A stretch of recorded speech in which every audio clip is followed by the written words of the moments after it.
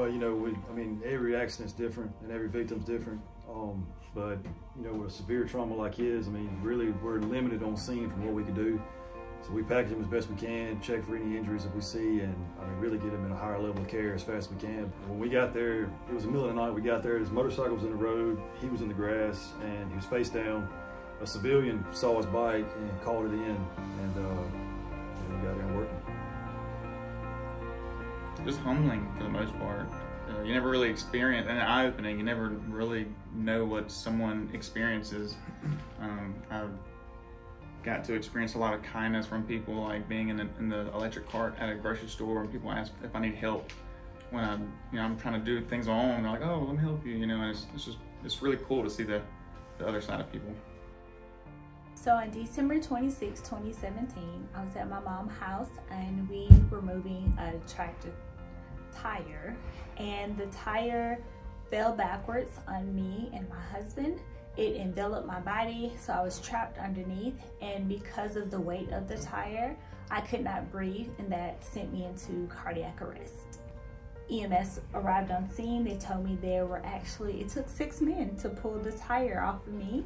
I was rushed here to Atrium Health Madison, which is a level 1 trauma center, where I was in a coma for 8 days. When I left the hospital, I went to the Shepherd Center, where I stayed there for 3 weeks for rehab, and then I came back home here in Macon to the rehabilitation center. The sergeant that was with me at the time, he got to it first. He started lifting. I helped him get it on up and get it over, and that's when we realized that she was in arrest. So we had to pull her up the hill and up the ditch, up out of the ditch and up the hill to get to the point where we could even start working her. A lot of times we don't know. We don't hear of it. We don't know. We don't have a clue. We'll never know. And all the calls you run, you don't hear about the outcomes. And she said, yeah, she was up and she's working now. I was like, okay, that's great.